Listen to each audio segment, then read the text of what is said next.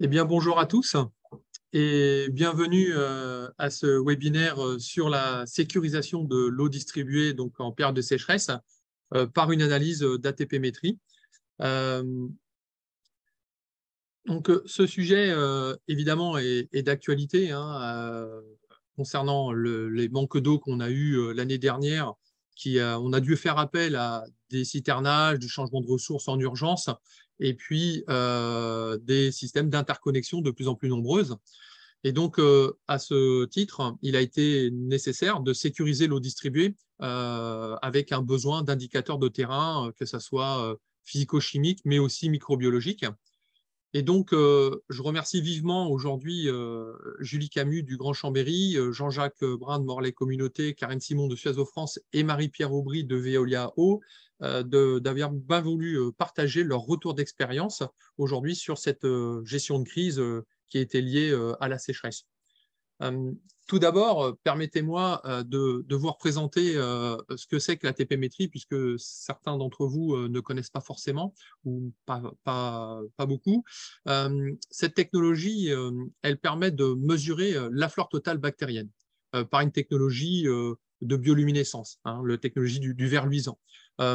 Quand on fait une mesure d'ATP-métrie dans un réseau d'eau, ou dans une canalisation, c'est une mesure de présence de vie de l'écosystème. Donc, quand on va faire une mesure, on va dire que ce soit avant désinfection, on va quantifier une certaine quantité d'ATP qui n'est pas spécifique à telle ou telle bactérie.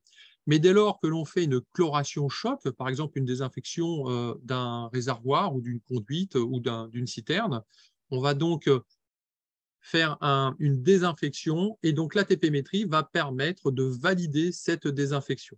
Un retour statistique de nos utilisateurs montre que lorsque l'on retrouve une quantité de moins de 0,1 picogramme d'ATP par millilitre, permet de voir des tests négatifs en milieu de culture par les tests HPC de laboratoire. Donc cette mesure est une mesure non spécifique qui va qualifier une désinfection chloration, par exemple, lui aussi par donc un traitement non spécifique. Cette méthode d'analyse est très simple puisqu'elle est réalisable sur le terrain, comme vous pouvez le voir sur votre droite, avec 4 étapes. Donc, on utilise une petite mallette de transport et pour cette méthode d'analyse, on va utiliser une seringue et un filtre. On va filtrer l'échantillon de façon à concentrer les bactéries sur le filtre. Ensuite, nous allons extraire l'ATP contenu dans les bactéries à l'aide d'un réactif. On va liser les cellules et on va redéposer cet extrait dans un tube de mesure contenant l'enzyme de la luciole et qui va être lu par un luminomètre.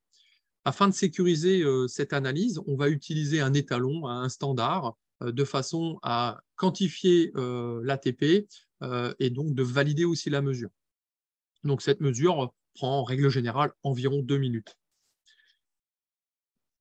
Tous ces résultats, donc ATP-métrie, vont pouvoir être saisis dans une application qu'on a développée via un contrat de recherche Redinov avec la région Occitanie. Cette application va permettre à l'opérateur de terrain de saisir les résultats d'ATP, mais aussi physico-chimiques, comme le chlore, la turbidité, le pH, la température, de façon à pouvoir faire une aide à la décision sur l'ensemble de ces facteurs. Donc, l'opérateur, une fois saisi tous ces résultats, va pouvoir enregistrer instantanément ces résultats et pouvoir éditer un rapport d'analyse comprenant toutes ces valeurs, bien sûr, mais aussi une conclusion qui va permettre de voir une traçabilité de ces opérations de désinfection, citernage par exemple, mais aussi donc de pouvoir mettre à disposition des ARS un rapport en effet d'intervention, au moins tout du moins, sur les résultats d'analyse ATP et physico-chimique. Voilà, je vous ai résumé. On a fait un webinaire il y a 2 ans maintenant, plus en détail hein, sur ce qu'est la technologie. On pourra vous envoyer, si certaines personnes sont intéressées, les liens qui sont disponibles sur YouTube. Donc, on va commencer en effet maintenant à voir plus concrètement ce qui s'est passé du côté de Grand Chambéry avec Julie Camus, où je laisse la parole et donc la main sur le partage de son retour d'expérience.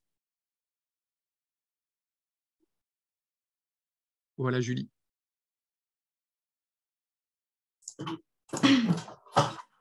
Est-ce que c'est bon? C'est parfait, Julie. Oui. Ok. Alors, bonjour à tous et à toutes. Donc, je m'appelle Julie Camus. Je suis chargée de la protection de la ressource en eau au service des eaux de Grand Chambéry. Je vais vous parler donc notre gestion de crise pendant la sécheresse 2022 et aussi quelques autres soucis qu'on a eus en 2021 et en 2023.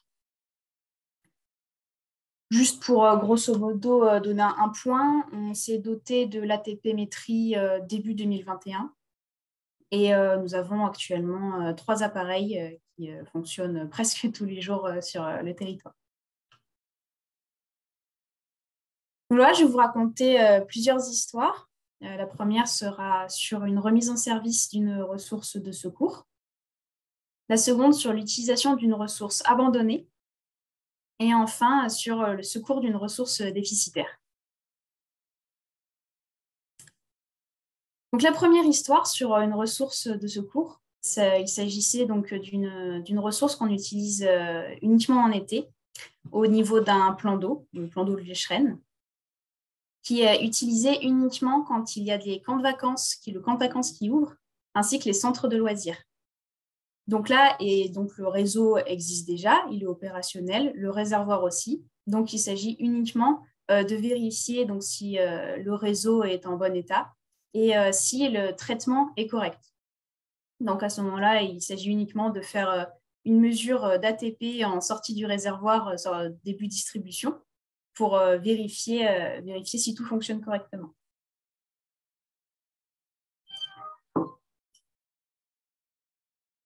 Sur la deuxième histoire, donc ça c'est une ressource, la ressource abandonnée.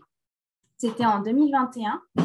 On avait notre ressource principale où la pompe est tombée en rade et donc du coup plus du tout de distribution d'eau potable sur toute la commune de Haillon-le-Vieux. Nous n'avions pas de ressources de secours à ce moment-là, mais nous avions par contre deux candidates pour passer en ressources de secours qui étaient malheureusement abandonnées depuis maintenant 5 à 10 ans en fonction de la ressource.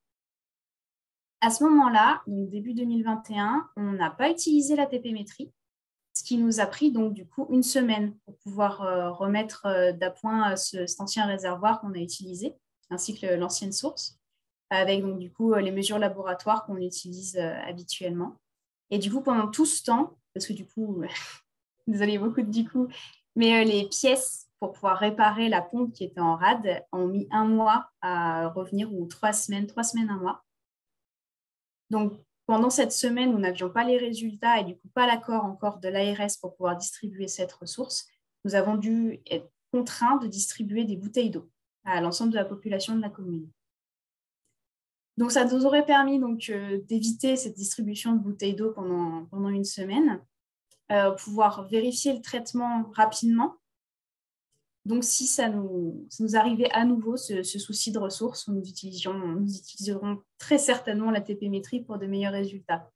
Alors, je ne dis pas que ça remplace complètement un prélèvement pour une analyse laboratoire, puisque au final, c'est l'ARS qui aura le dernier mot et qui nous le demandera très, très certainement.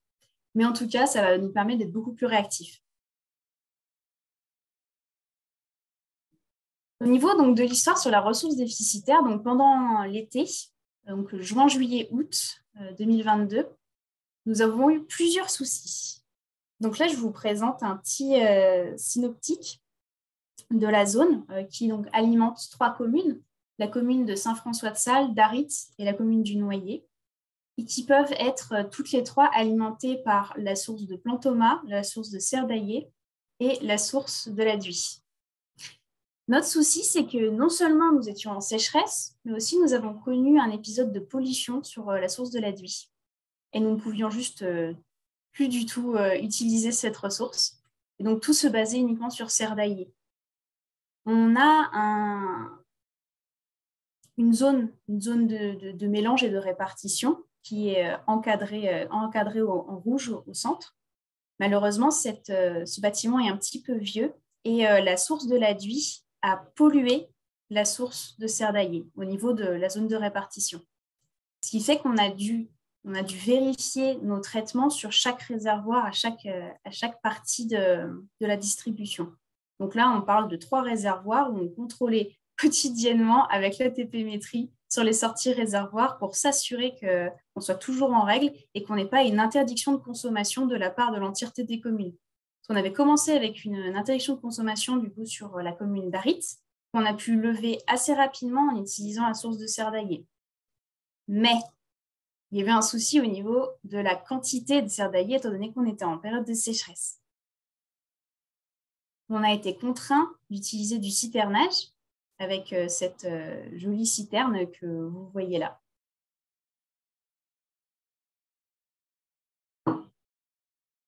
Alors, cette citerne, c'est une citerne alimentaire, car nous avons un petit peu level up sur nos citernes qui avant étaient des différents transports, donc par exemple transport de lait, on n'est pas forcément complètement aux normes, donc on s'est fait taper sur les doigts par l'ARS. On a du coup réussi à trouver cette citerne alimentaire avec tous les certificats de nettoyage. On a pu aller remplir sur une source qui, une fois qu'elle était traitée, remplir la citerne et on est allé remplir 2 fois le réservoir qui était en bord de route le plus proche. C'est vrai que c'est un détail, mais ce genre de citerne, on ne peut pas aller remplir l'entièreté de nos réservoirs. Je ne sais pas si c'est pareil dans vos communes, mais nous, globalement, tous nos réservoirs sont plus ou moins inaccessibles. Sauf ce réservoir, heureusement, qui était donc le réservoir qui donnait sur la commune du Noyer, où on a pu du coup aider la source de Serdaillier, qui a favorisé le remplissage du réservoir de Harit. Et on a pu aider donc du coup la source de Serdaillier sur la commune du Noyer grâce à cette citerne. Donc le principe de prélèvement, on a essayé de concocter un mode opératoire pour l'été prochain, tout simplement, si on a besoin de recourir à nouveau au citernage, que ce soit sur ces communes ou sur d'autres qui risquent d'être en difficulté. Donc il y aurait un prélèvement avant remplissage de la citerne, donc un prélèvement que ce soit physico-chimique et bactériologique en utilisant l'ATP-métrie si possible. Donc là, ce sera le cas où on utilise de l'ATP-métrie. Et ainsi qu'un autre prélèvement, si possible, avant remplissage du réservoir, donc après le transport de l'eau par la citerne. Et si ce n'est pas possible, ça faudra voir avec les équipes de terrain, ça sera en sortie du réservoir, donc du coup après le second traitement. Donc le principe est tout à fait classique de l'ATP-métrie. On fait couler, on récupère et on utilise le processus qui va bien, qui est souvent expliqué. Petit bémol en fonction de, si on estime que c'est un bémol, les seuils qui étaient utilisés, qui étaient proposés à la base au début du processus, considéraient toujours le chlore. Or, nous, on a énormément de zones où on est traité aux UV.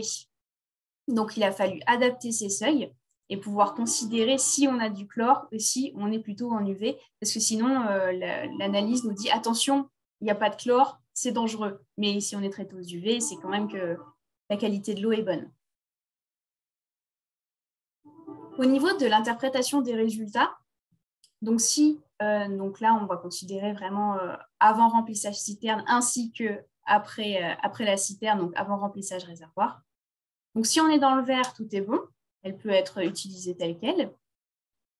Si on est dans le orange, il faut s'assurer que la quantité de chlore libre est bonne. Donc là, par exemple, supérieur ou égal à 0,3 mg par litre, là, on est dans un cas de citernage. Donc, il faut vraiment qu'on soit sûr que le chlore soit correct.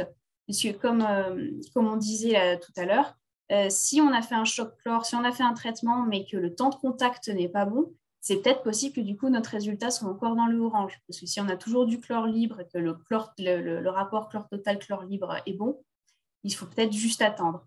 Donc, on vérifie le chlore, mais on remplit quand même la citerne. Si le résultat est rouge, ah bah là, tout simplement, remplissage non autorisé, il faut à nouveau traiter, donc UV au chlore. Et ensuite, refaire des analyses, histoire qu'on passe dans le orange et dans le vert. Donc là, les seuils ne sont pas bons sur mon diapo, mais c'est parce que je n'avais pas d'exemple de résultat dans le rouge pour un seuil sorti de désinfection. Bon, tant mieux pour nous, j'ai envie de dire. Au niveau de la physico-chimie, donc il ne faut surtout pas l'oublier. C'est vraiment les mêmes bases pour toutes les eaux potables. On n'apprend rien. Et ce que je veux dire, c'est que l'ATP-métrie ne se fait pas seule. Il y a la mesure du chlore, de la turbidité, pH, la température. faut surtout pas oublier tout ça. Le cas d'une différence de qualité entre les prélèvements, donc là je parle notamment si on est dans le vert, mettons, au remplissage de la citerne, et puis qu'on passe dans le rouge alors qu'on a fait le trajet, qu'on va remplir notre réservoir. Ça peut mettre en porte-à-faux la désinfection de la citerne, donc les informations doivent être absolument remontées aux propriétaires de la citerne et puis surtout aux gens qui sont chargés du nettoyage. Et dans l'autre cas, évidemment, qui existe aussi, c'est en sortie du réservoir. Donc là, on a rempli la citerne, on a fait le trajet, on a rempli le réservoir, ça sort du réservoir, ça sort rouge. Là, ce sera plutôt le service des eaux qui sera en cause. Mais en tout cas, c'est ces informations qui sont absolument à remonter. Donc, c'est pour pouvoir faire une part des choses pour dire, OK, l'eau n'a pas évolué, ou du moins la qualité de l'eau reste toujours bonne, ou est-ce qu'il y a eu une pollution entre-temps? Là, il faut trouver laquelle, il faut réparer ça. Parce que si on est en période de sécheresse, qu'on a besoin du citernage, on ne va pas jeter l'eau. Enfin, je ne pense pas qu'on jette l'eau. Donc, il faut absolument régler ce genre de problème rapidement. Au niveau des perspectives et des évolutions, alors ça, c'est un exemple pour l'application, donc la toute nouvelle application, l'application Lumen, qui permet de faire des points GPS avec des noms, des seuils spécifiques et de pouvoir suivre l'évolution de la qualité dans le temps. Ça va vraiment nous permettre d'étoffer nos connaissances et de faire des cartographies sur nos points et aussi de contrôler dans le temps donc l'intégrité de nos ouvrages. Je pense notamment à certains réservoirs. On s'est rendu compte qu'on avait des alertes qualité de la part de l'ARS après des pluies. Ça nous a permis donc de faire des nettoyages du toit, des graviers, de renouveler l'imperméabilité du toit de nos réservoirs. Donc là, on n'aurait pas besoin de faire des suivis d'alerte à l'ARS parce qu'en fonction finalement du nombre de populations qu'on a, les mesures de l'ARS sont plus ou moins fréquentes. Une fois par semaine si on est sur des grosses zones de distribution, mais ça peut aller à une fois par mois et ce n'est pas suffisant. Et cette application Lumen va nous permettre de vérifier vraiment ça, pour pouvoir suivre jour le jour presque en fonction des pluies, pour vérifier l'intégrité de nos ouvrages. Et évidemment, l'efficacité des traitements, puisque comme je vous disais, nous, on est beaucoup à l'UV. Du coup, en bout de ligne, en bout de réseau, qu'est-ce qui se passe? Est-ce qu'on a besoin de replorer? Est-ce qu'on a besoin de retraiter? Voilà, ça, on ne sait pas, mais on va pouvoir peut-être le savoir grâce à ça. Une autre perspective qui n'était pas forcément venue naturellement à l'esprit, mais c'est le contrôle de l'eau brute. Ah, l'eau brute, pas trop polluée, évidemment. Là, on est sur des sources qui sont quand même assez calmes. On va aller jusqu'à 10 coliformes tout au plus. Mais en tout cas, ça va servir de comparaison. Là, je donne l'exemple de la source des Shodan, qui est une source qui est estimée, on est en train de l'abandonner tout simplement, parce qu'on estime qu'elle est polluée aux eaux de surface. Mais le truc, c'est qu'on ne sait plus trop qui estime qu'elle est polluée aux eaux de surface.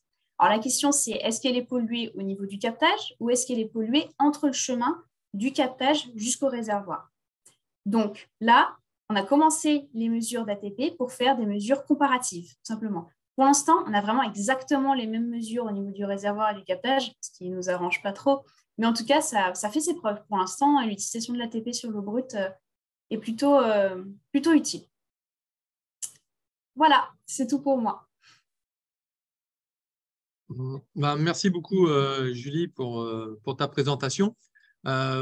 Si jamais vous avez des questions, vous pouvez les poser sur le chat, sur le côté. On y répondra à la fin des 4 présentations, comme ça sera plus simple. Voilà, où on pourrait même aussi actionner votre micro, je crois. On vous donnera pour poser de vive voix, voilà, à la fin des 4 présentations. Voilà, encore merci, Julie. Très complet, voilà, sur ton retour d'expérience.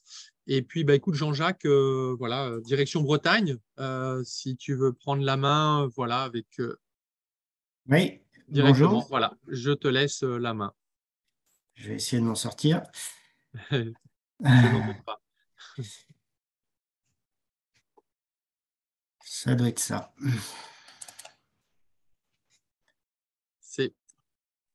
C'est parfait, Jean-Jacques. Alors, bonjour à tous. Donc, Jean-Jacques Braun, donc je représente Morlaix Communauté, la régie d'eau et d'assainissement. Donc, on s'occupe de l'eau et de l'assainissement sur 26 communes dans le département du Finistère. Et l'été dernier, comme beaucoup de monde, je pense, on a été confronté à un épisode de sécheresse assez intense. Euh, notamment sur une de nos ressources qui est la commune de Plounéo-Ménez. Alors, je ne sais pas si on voit bien mon diaporama à l'écran. Si, ça doit être bon. Oui, c'est Donc, bon, Jean-Jacques, c'est ouais, bon. ok, merci. J'étais pas sûr. Donc, la commune de Plounéo-Ménez, alors c'est une petite commune alimentée par un captage. En fait, on a 630 abonnés et une production moyenne de 150 mètres cubes par jour. Donc, c'est une toute petite commune. Le seul inconvénient, c'est qu'elle n'est pas interconnectée. Et donc, on n'a pas de possibilité de changer la ressource en cas notamment de pollution ou, comme ce fut le cas l'été dernier, de déficit lié à la sécheresse. Donc, on a une station de production qui débite 12 mètres cubes par heure en production. Et donc, je disais une ressource, en fait, elle est alimentée par deux ressources. Une ressource principale qui, en temps normal, permet de fournir la quantité d'eau suffisante. Et une autre ressource qui est alors une ressource secondaire, une ressource d'appoint, on va dire, qui avait été mise hors service parce que posait plusieurs problèmes, notamment au niveau de l'amener de l'eau. La ressource est un peu plus lointaine et la canalisation d'amener est fuyarde. Enfin, c'est une ancienne ressource et pas très sécure au niveau de l'amener, quoi. Donc, on l'avait mise hors service au départ et donc on se basait que sur la ressource principale. Et on a donc été confronté à l'été 2022 à une augmentation de la consommation en des termes assez conséquents, puisqu'on a presque doublé la consommation moyenne journalière. On est arrivé à 280 mètres cubes par jour au mois de juillet, qui est en gros la station, elle tournait 24 heures sur 24, quoi. Voilà. Premier facteur. Et deuxième facteur, la ressource principale, donc elle devenait insuffisante, elle commençait à se tarir et donc ne fournissait plus les 12 mètres cubes heure habituels et on arrivait à un seuil qui devenait critique et on voyait le réservoir de la commune dont le niveau baissait de jour en jour et ce qui nous inquiétait fortement. Donc en fait, ces deux facteurs cumulés, donc augmentation des consommations, alors qui étaient notamment liés par rapport à la sécheresse, donc à la réouverture de branchements agricoles, hein, des agriculteurs qui étaient sur une ressource privée et ressources qui ne donnaient plus, donc ils se sont mis ou remis sur le réseau public. Et puis donc le tarissement de la ressource, comme je disais tout à l'heure. Donc conséquence, manque d'eau.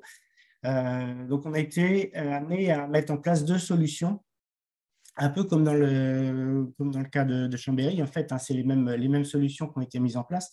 Donc, la première en urgence, parce que tout simplement, on n'avait plus assez d'eau, ça a été la livraison d'eau par camion-citerne. Donc, transport alimentaire, généralement, ce sont des citernes qui servent au transport laitier. Alors, sur ces livraisons-là, on n'a pas mis en place de tests ATP. Mais avec le recul, je pense qu'on le referait. Et si on est amené à le refaire, je ne pense pas cette année, enfin, je croise les doigts, mais j'espère pas cette année, du moins, on ferait de l'ATP également. Alors, comme ça a été décrit tout à l'heure, donc à l'endroit du prélèvement, du remplissage de la citerne, et puis à l'endroit de la remise en eau, puisque là, le principe, c'était de, en fait, puiser de l'eau sur un autre réseau et transporter l'eau jusqu'au réservoir principal de la commune pour pouvoir ajuster les niveaux de ce réservoir. Et puis la deuxième solution qui a été mise en œuvre, ça a été la réouverture de cette fameuse ressource secondaire. Donc captage initialement abandonné, gestion difficile, débit faible, fuite. Enfin, on avait du mal à maîtriser un petit peu ce captage, mais là, vu la situation très critique qu'on rencontrait, on n'avait pas le choix que de la réouvrir. Alors forcément, une ressource qui avait été fermée depuis plus d'un an, ça posait quelques questions au niveau qualité de l'eau. Donc, il a fallu, avant de pouvoir distribuer l'eau de cette ressource, faire des mesures de qualité. Et la principale mesure de qualité qu'on a faite, en fait, c'est la qualité bactériologique. Donc, alors, je vais vous présenter sur le schéma ici la manière dont ça fonctionne. En fait, donc, comme je disais, on a les deux captages donc, qui sont reliés à la station de traitement. Donc, le captage Roudouriou, alors ce sont des noms bretons, hein, je suis désolé, qui est relié donc à la ressource principale, et la ressource secondaire, donc captage Plaça. Tous ces deux captages, ces deux ressources arrivent dans une bâche d'eau brute, bâche de reprise, dans laquelle est pompée l'eau et donc traitée via filtre à calcaire avant désinfection et mise en distribution. Donc, ce qu'on a fait, en fait, c'est 3 mesures au départ à la remise en service du captage dit Roudouriou, du captage, pardon, Plaça. Donc, une première mesure dans le captage principal, ce qui nous servait un petit peu d'étalon en fait de la mesure. On savait que ce captage était entre guillemets propre, ou du moins avec très peu de bactériologie. Une deuxième mesure, donc avant remise en service dans l'eau du captage Plaça, avec une comparaison là avec la mesure principale. Et une troisième mesure, donc après filtration et désinfection sur l'eau traitée. Donc, ce qu'on voit avant la remise en service, c'est que l'ATP des deux captages est à peu près similaire, on va dire. Un petit peu plus de bactériaux dans le captage Plaçard, mais voilà, sans grosses inquiétudes, on va dire. On était en fait en limite de zone de surveillance, hein, sur les petites barrettes que vous voyez tout à l'heure, c'est en limite de la zone orange. Donc, pour nous, ça ne posait pas de problème pour la remise en service, et surtout avec le mélange et le traitement de désinfection derrière. Donc, sachant que sur l'eau traitée désinfectée, on était à 1,52, donc dans la zone de qualité maîtrisée. Donc, on avait une certaine marge de manœuvre sur cette remise en service. Donc, on a rouvert les vannes, on a remis le captage en route, et quelques jours après, donc, on est revenu faire des mesures. Alors là, pas des mesures complètes sur l'ensemble du captage parce que ça n'avait pas vraiment d'intérêt, mais par contre sur l'eau traitée pour voir si on avait une évolution. On avait effectivement une évolution, une augmentation de l'ATP là, sur l'eau traitée, toujours dans la zone de conformité, puisqu'on était inférieur à 2. Par contre, une augmentation. Donc, ce qui nous a conduit à augmenter en fait la désinfection, donc augmenter l'injection de Javel avant mise en distribution. Donc voilà, petit retour d'expérience. Et ça nous a permis ensuite de tenir quelques jours, quelques semaines. Alors, les deux méthodes, hein, la réouverture du captage et surtout l'approvisionnement par citerne, nous a permis de tenir les quelques semaines critiques de l'été 2022. Voilà pour ce qui me concerne. Très bien. Merci beaucoup, Jean-Jacques. Quand un REX du côté de la Bretagne, hein, donc c'est très bien d'avoir aussi différentes régions géographiques. Maintenant, autre sujet, enfin un sujet sur les bâches souples, je vais laisser la parole à Karine Simon de Suez France, qui en effet va nous évoquer son retour d'expérience qui là date déjà sur une problématique d'approvisionnement d'eau sur une petite commune. Donc Karine, écoute, je te laisse le soin de prendre la main sur le diapo.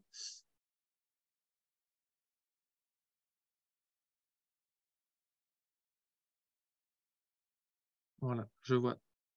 OK. Eh bien, à toi de jouer, Karine.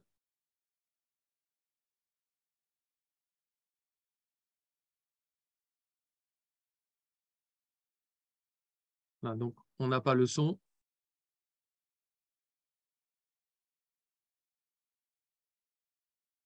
Je pense que c'est ton micro qui doit être coupé.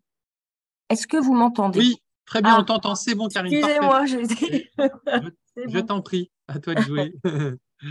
Donc, bonjour, Karine Simon. Je travaille chez Suez à la région ARA, Auvergne-Rhône-Alpes. Et je vais vous présenter un cas, on va dire intéressant pour l'utilisation de l'ATP métrie, principalement quand on est pris court par le temps. Donc, la problématique, en fait, donc, sur le département de l'Ain, on exploite un réseau assez important, un contrat assez important avec plusieurs réseaux de distribution différents, dont un qui a une problématique sur sa ressource. Donc, c'est une source, une eau de surface, et qui, depuis quelques années, a des problèmes quantitatifs en période d'été. Donc, ça fait plusieurs années que, en fait, on a des problèmes environ de juin à octobre sur cette ressource. Donc, c'est une durée relativement longue et assez dure à résoudre. Donc, il faut savoir que ce réseau alimente très peu d'usagers, hein. Il doit y avoir une 30 ou 40 habitations, donc c'est un tout petit réseau.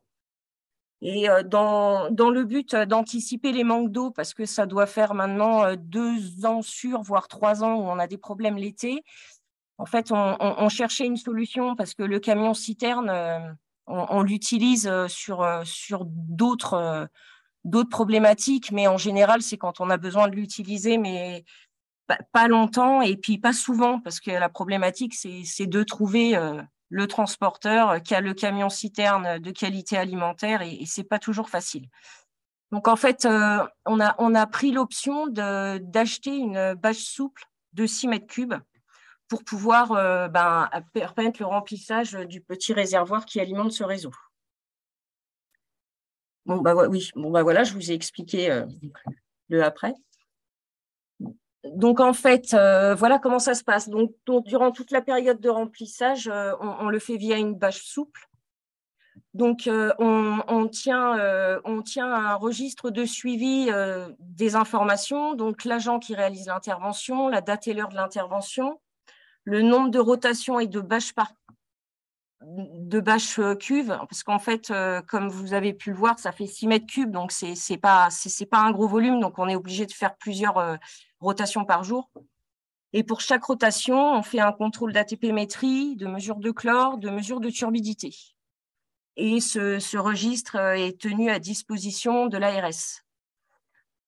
Il faut savoir que avant de réaliser cette intervention, en fait, on a fait une demande à l'ARS en expliquant notre démarche, tout ce qu'on allait faire comme contrôle, etc., la bâche qu'on allait acheter. Et voilà, donc on a quand même demandé l'autorisation de l'ARS qui nous l'a accordé. Donc, dans la demande, en fait, on mettait IDEX ou ATP-métrie parce que la première année, on n'avait pas encore suffisamment de recul. Donc, dans la demande d'autorisation, il y a les 2 méthodes. Donc, je vais vous présenter vite fait un peu comment ça fonctionne. Donc, vous avez le réseau que j'ai appelé X qui a un problème de quantité d'eau. Et là, vous avez le réseau Y qui lui, n'a pas de problématique sur sa ressource. Donc, en fait, déjà, dans un premier temps, on a recherché le réseau qui était le plus près du réseau à problème pour éviter de faire des kilomètres et des kilomètres avec un camion. Donc, en fait, on a pris le réseau d'à côté, on se met sur un poteau incendie, on vient remplir notre bâche. Donc voilà, et ensuite, cette bâche, on la transporte avec un camion en pyrrole et on vient réalimenter le réservoir du réseau où il y a un manque d'eau. Donc, dans un premier temps, en fait, avant la première utilisation de la citerne, en fait, on nettoie, on désinfecte la citerne. On vérifie que il n'y a pas de problème bactériologique sur la citerne avant utilisation. Donc, on fait une mesure d'ATP. Ensuite, une fois qu'on a bien validé la propreté de la citerne, on vient la remplir avec l'eau qui est sur le poteau incendie du réseau Y. Une fois qu'on a rempli la citerne, en fait, on fait une mesure d'ATP-métrie et on fait une mesure de chlore pour s'assurer qu'on a bien du chlore. Donc voilà, là, on fait l'ATP-métrie, le chlore. Ensuite, la deuxième étape, c'est le transport entre le réseau Y et X avec le camion en pyrrole. Une fois qu'on est arrivé sur place, en fait, on refait une mesure d'ATP-métrie. Alors, il ne se passe pas énormément de temps parce que c'est des réseaux qui sont qui sont très proches, mais néanmoins, on veut quand même s'assurer qu'on n'ait vraiment pas de problème. Donc, on refait une mesure d'ATP-métrie et de chlore là pour voir s'il n'y a pas eu de dégradation. Ensuite, une fois qu'on a validé l'ATP-métrie et le chlore, on vient remplir le réservoir et on fait un contrôle final en sortie du réservoir, vraiment pour valider, sachant que les étapes d'avant, normalement, valident, mais néanmoins, à chaque fois qu'on rempote de l'eau, il peut se passer un problème de contamination. Donc, on fait une validation finale, donc mesure de chlore, turbidité et l'ATP-métrie. Donc, c'est ce que je vous redisais là, hein, avant la première utilisation. Donc, bien sûr, il faut surtout s'assurer parce qu'il va se passer quelques mois sans que la bâche soit utilisée. Donc, il faut vraiment s'assurer qu'on l'ait bien nettoyée, désinfectée.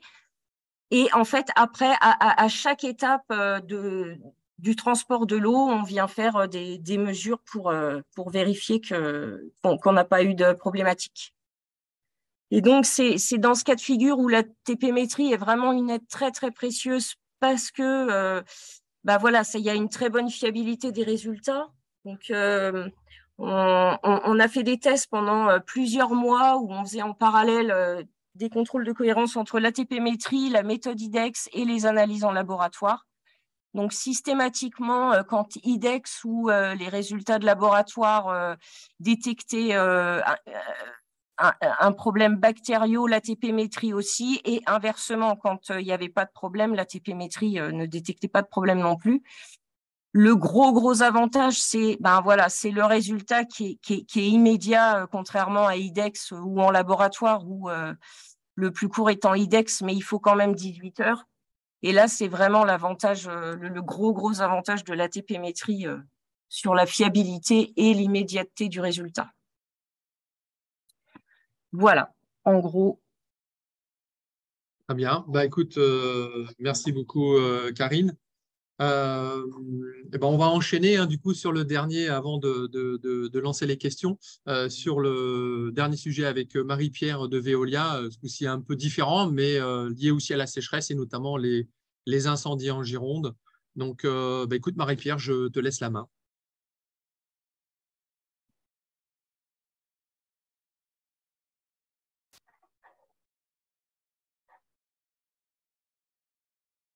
Oula.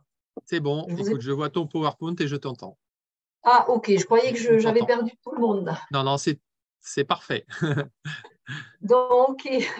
Alors, Marie-Pierre Aubry, donc je suis en charge de la qualité produit eau et assainissement à la direction régionale sud-ouest de Veolia Eau.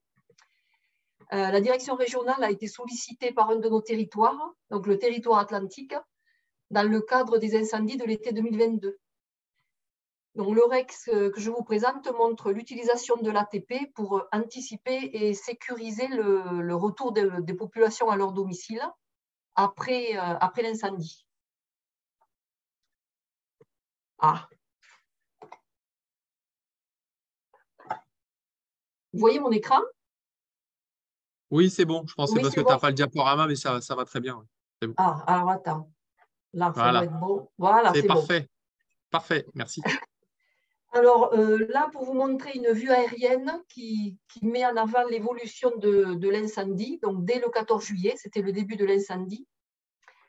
Et on voit la commune de Cazaux, qui est très proche des premiers incendies, a été la première touchée. Et on a dû évacuer plus de 4000 personnes. Alors, comment nous avons utilisé l'ATP? Donc, dans un premier temps, en fait, on a eu une réunion avec l'ARS et la collectivité pour déterminer les actions à mettre en place pour le retour des populations à leur domicile dans de bonnes conditions. Donc, dès le 20 juillet, on a fait une campagne de purge et on a augmenté les consignes de chlore, puisque les usines n'avaient jamais été arrêtées, mais il n'y avait plus de distribution. Le 21 juillet, en fait, on a contrôlé les actions mises en place la veille en multipliant les analyses de chlore et de turbidité. Le 22 juillet, on a fait une formation en urgence de nos agents à la mesure d'ATP. Donc, ce sont des nos préleveurs qui ont l'habitude quand même de faire des analyses de turbidité, de chlore, de pH. Et l'après-midi, donc on a mis en application la formation et on a mesuré l'ATP. On a fait de nouveaux contrôles de chlore et de nouveaux contrôles de turbidité. Alors, il s'est avéré que malgré la présence de chlore, sur un quartier, les résultats d'ATP n'étaient pas satisfaisants. Donc, ça nous a permis de renouveler les purges toute la nuit du 22 au 23 juillet. Le 23 juillet au matin, l'ARS est venu faire ses prélèvements officiels. Et nous avons refait des mesures d'ATP qui étaient conformes à nos attentes. Donc, la population est revenue dans le courant de la journée du 23 juillet. Alors, l'ARS n'avait pas donné de restriction d'eau, mais avait juste recommandé de laisser couler les robinets dans les domiciles pour renouveler l'eau dans le réseau intérieur. Et avait indiqué qu'il pouvait y avoir un goût de chlore plus important du fait de l'augmentation temporaire de la chloration. Et bien sûr, heureusement, tous les prélèvements de l'ARS ont été conformes, mais on a eu les résultats que 48 heures après, bien sûr. Donc, l'ATP a permis de nous rassurer et de sécuriser le retour des populations à leur domicile en attendant les résultats de l'ARS. Donc, voilà ce que je peux vous dire sur ce court retour d'expérience. Merci à tous.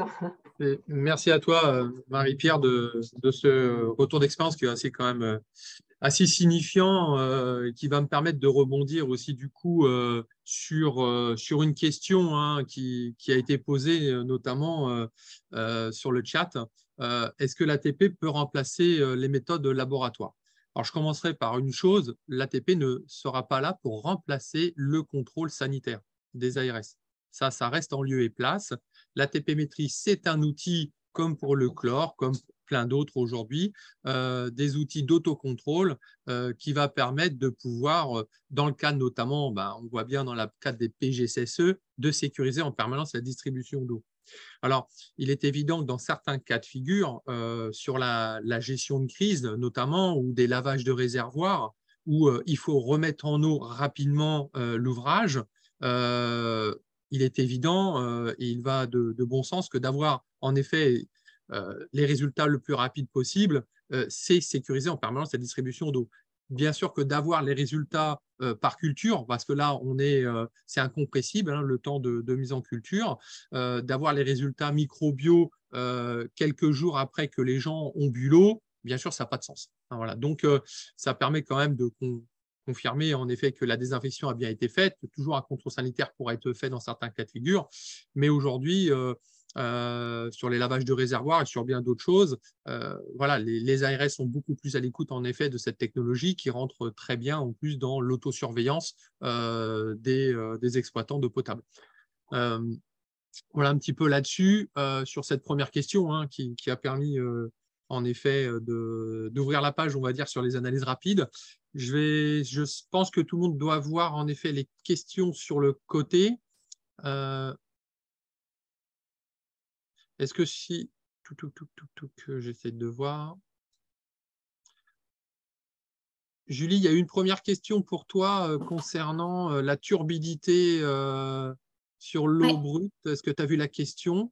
Oui. Alors, en fait, les analyses sur l'eau brute, ça sert uniquement en comparaison soit avec une autre analyse eau brute, c'est-à-dire avec un autre captage, ou alors sur le même réseau pour comparer deux endroits. Là, je prenais l'exemple des chaudanes, où on compare la sortie des drains, donc au captage, et avant le réservoir. C'est à ça qui sert l'eau brute. En rien, on distribue de l'eau brute à nos abonnés. Ça finit toujours traité. Donc, la mesure de turbidité, là, c'est juste un indicateur. C'est pour ça qu'inférieur à 2, la valeur est verte. C'est tout simplement ça. Ok. Merci, Julie. Une question justement pour toi, Karine, sur la bâche. Est-elle ACS? Oui, absolument. Voilà, ok. On s'en doutait.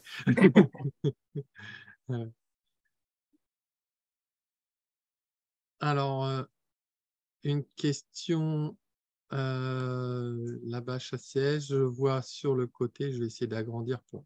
C'est écrit en petit, voilà, c'est mieux pour moi. Plusieurs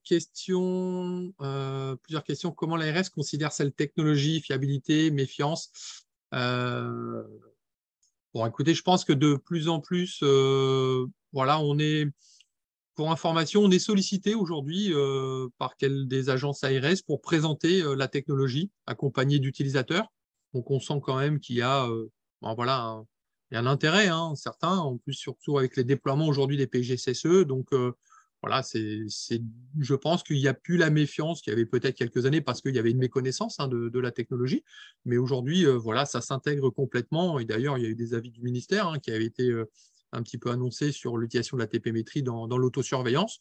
Donc, je pense qu'il y a un gros travail qui actuellement se fait avec les utilisateurs, hein, que ce soit des collectivités ou des délégataires de services, justement, pour des réunions. Il y en a plusieurs qui ont été faites déjà, il y en a plusieurs de programmées, avec en effet la présence des ARS. Donc, ça permet d'échanger et de mettre des limites, hein, à l'utilisation, voilà, et de bien se mettre d'accord sur l'usage, voilà, dans le cas toujours de l'autocontrôle.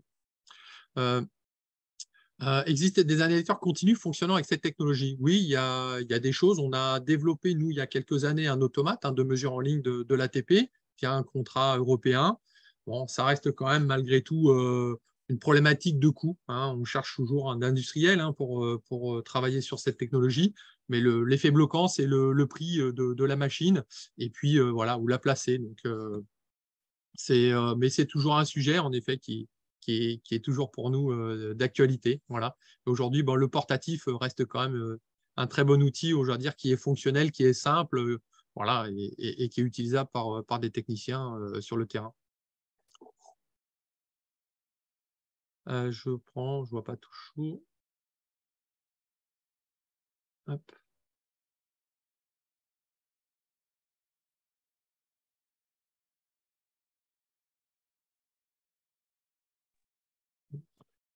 Autre, j'essaye de voir d'engrossir. Oui, alors est-ce que les micro-organismes comme les copépodes, oui, alors la mesure de flore totale BACAN va analyser vraiment l'ensemble de l'écosystème, c'est-à-dire tout ce qui est bactéries cultivables, non cultivables, les copépodes aussi, donc tous ces organismes vivants. Voilà. Alors après, encore une fois, quand on retrouve de l'ATP, on est incapable de savoir la proportion de pathogènes ou non pathogènes si jamais on fait cette recherche. On va plutôt l'utiliser sur les réseaux, sur une augmentation ou non, comme les germes 22 à 36, hein, sur la biologie des réseaux.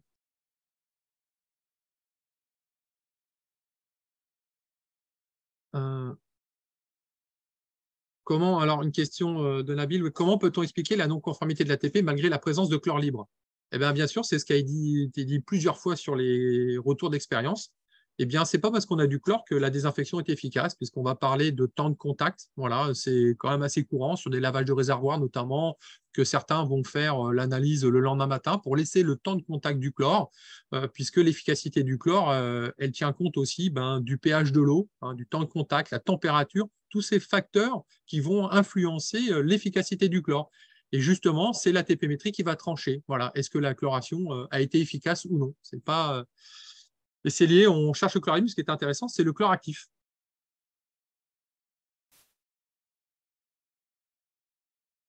Alors, je demande d'aller voir une autre question que je n'ai pas vue, a priori. Je ne vois pas le QR.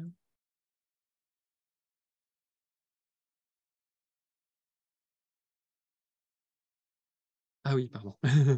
Alors, ensuite,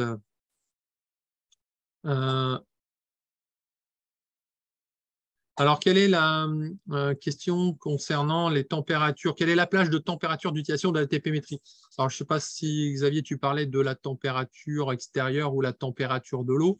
On va dire, autant on rencontre plutôt des difficultés quand il fait trop froid, on va dire, quand ça gèle et autres, parce que pour les réactifs, la machine, mais quand il fait chaud, aucun souci. Hein, ces kits sont utilisés en Afrique, voilà, ça se passe très très bien. Au contraire, plus il fait chaud, plus les enzymes aiment bien. Donc, on n'a pas d'influence sur le résultat, bien au contraire. Voilà, ça ne gêne pas en tout cas. Voilà. Question de Lucie, pour contrôler l'ATP-métrie dans les bâches ou citernes vides, pour le contrôle en amont du remplissage. Est-ce que quelqu'un peut répondre ça dans les intervenants, justement, sur les bâches ou citernes? Karine? Ouais, Karine, ouais. Voilà, ouais, juste sur la bâche Ouais. souple, voilà, quand on fait, parce que comme je disais, ça, pendant plusieurs mois, la bâche, voilà, elle est laissée sans être utilisée. Donc, de toute façon, quand on la prend pour la réutiliser, on est obligé de la désinfecter, de la nettoyer. Donc, on est obligé de la remplir d'eau, de laisser, de mettre du chlore, de laisser le temps, etc. Et du coup, on a de l'eau. Voilà, c'est après le nettoyage désinfection. Donc, on contrôle juste avec l'eau qu'on met pour nettoyer, désinfecter. Ok, merci Karine. Oui, alors on a parlé de la technologie sur l'eau avec des seringues et des filtres. Pour information, on a aussi un kit surface, c'est-à-dire constitué d'écouvillons, donc les mêmes écouvillons qu'on s'est mis dans le nez pendant quelques temps là. Donc on va plutôt frotter. Il existe le kit ATP surface qui est beaucoup utilisé dans les zones de piscine pour valider les protocoles de désinfection des sols en piscine. Certains agents ARS connaissent très très bien cette technologie puisqu'ils l'utilisent. Ça permet voilà de pouvoir, ça pourrait être aussi une option d'aller écouvillonner à l'intérieur et pour voir justement les biofilms éventuels voilà, pour valider sur les périodes longues ou au site. Voilà. Il existe un kit ATP surface. Voilà. Question aussi sur plus particulièrement sur les parasites Crypto et Guardia. Encore une fois, ça a aussi de l'ATP, donc voilà, on peut en retrouver bien sûr, mais encore une fois, si on a de l'ATP qui peut être à cette cause-là, bon, on ne saura pas. En effet, il faudra faire des mesures spécifiques, tout simplement. Et puis, il faut savoir aussi que pour analyser, il faut filtrer un volume de 100 litres sur les Crypto et Guardia, c'est la méthode normalisée. Donc, vous imaginez bien qu'avec notre seringue de 50 ml, voilà, on ne sera pas assez sensible. À moins de filtrer, voilà, c'est les méthodes laboratoire. Il faut bien rappeler que faut filtrer 100 litres.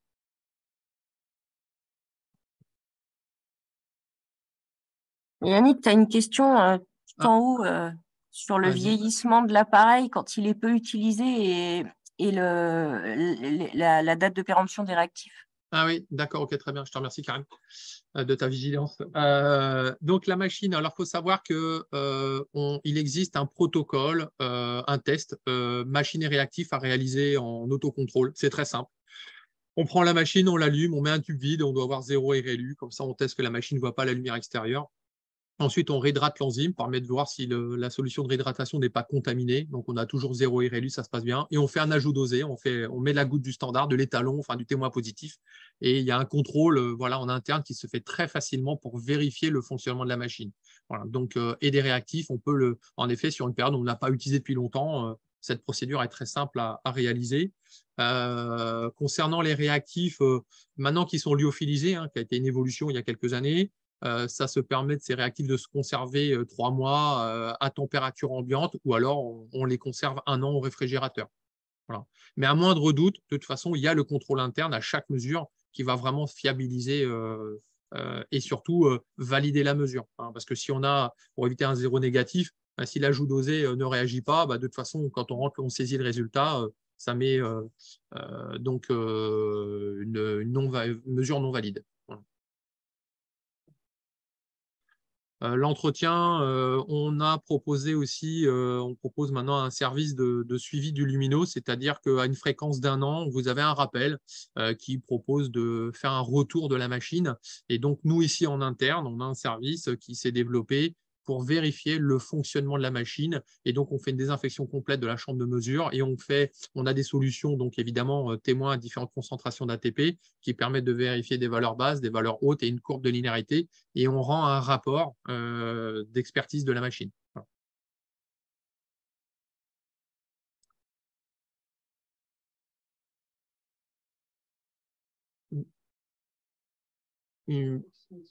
Un prix, on me demande le prix. Alors, investissement de la machine, il faut compter 1 700 €, voilà, et compter une analyse sur l'eau, 12 €, voilà, qui comprend les réactifs, la seringue, le filtre. Voilà.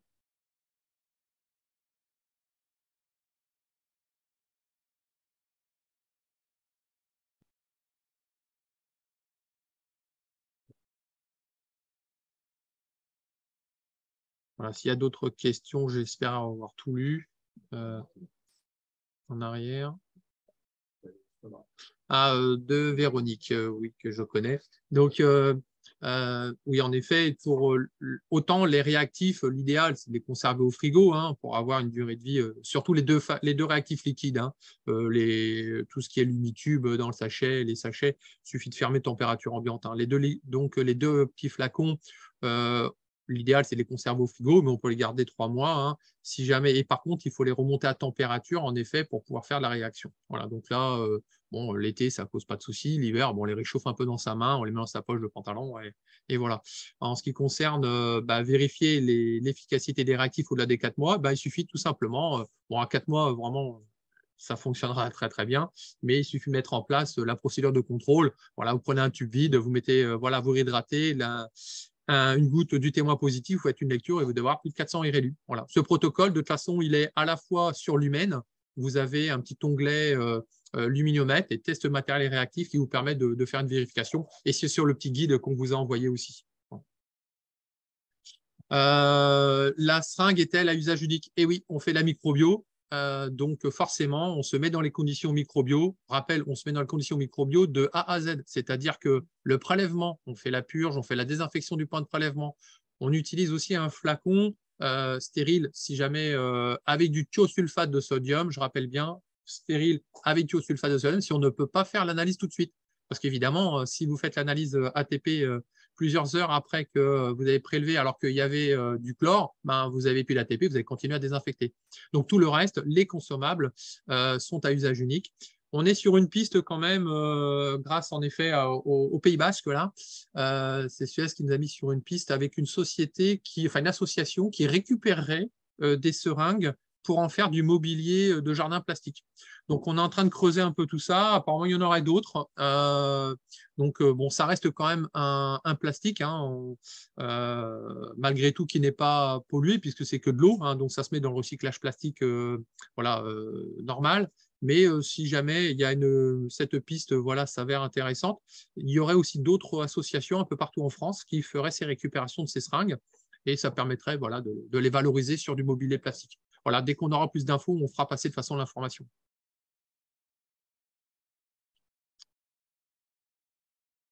Alors, est-ce qu'il y a des seringues sur l'eau chaude sanitaire, il y a des seringues stérilisables. Alors, les seringues stérilisables, il existe des kits, hein, bien sûr, des seringues en verre hein, qui permettent de passer à l'autoclave, voilà, de pouvoir utiliser. Mais très sincèrement, la problématique, c'est qu'on sait très bien qu'il va y avoir la casse, hein, parce que le techno, elle est quand même faite sur le terrain. Donc, il faut quand même la seringue qui est en emballage voilà, stérile. Voilà, une fois que c'est bien, on manipule bien, on ne contamine pas, donc on a des résultats quand même assez robustes. Mais bon, il ne faut pas oublier, bon, bien sûr qu'il y a ce plastique, c'est toujours un peu gênant, mais il ne faut pas oublier que voilà, les méthodes aussi par culture ont aussi leurs propres inconvénients avec de l'élimination en dasserie, enfin voilà, avec, ils ont aussi leurs problèmes de recyclage. Donc si on regarde après la taxe carbone par rapport en effet à la mesure d'ATP où on peut faire l'analyse sur place, il n'y a pas de transport d'eau, on ne multiplie pas les déplacements, c'est vrai que ça reste quand même malgré tout une technologie ou une taxe carbone qui est quand même beaucoup moindre.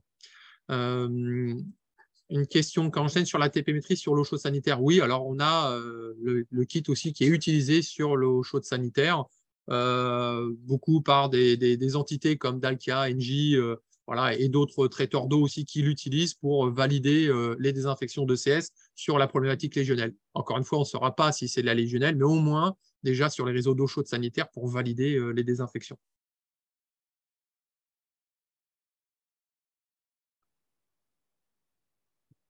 J'essaie de répondre au plus vite à toutes les questions qui arrivent, s'il y en a d'autres. Sur discussion.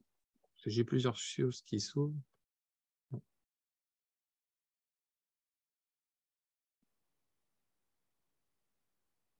Alors.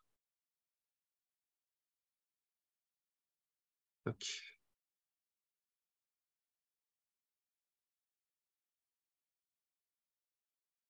Alors, sur Jean-Baptiste sur le Sénégal.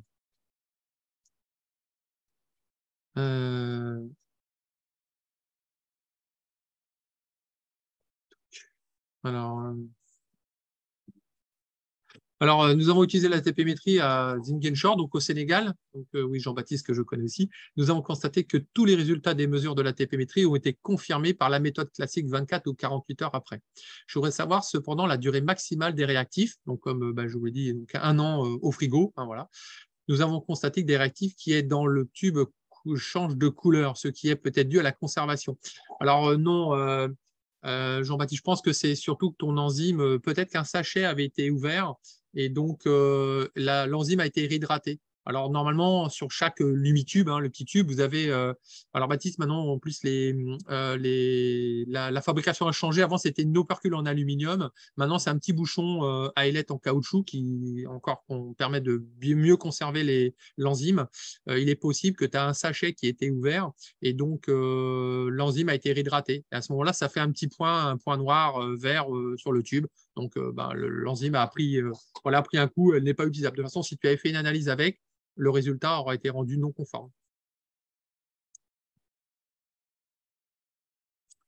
Voilà, bon écoutez, je pense qu'on a répondu voilà, au maximum. On est à midi, donc on est pile poil sur le timing.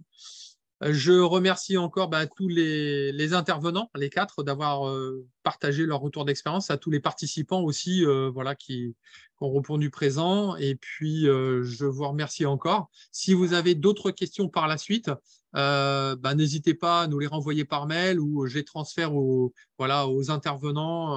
Voilà, on est une plaque tournante ici d'information. Donc, écoutez, je vous remercie encore. Je vous souhaite une bonne journée, un bel été, voilà, j'espère aussi, mais un peu pluvieux, voilà, pour remplir les nappes aussi. Je vous remercie encore et puis je vous souhaite une bonne journée. À bientôt. Au revoir.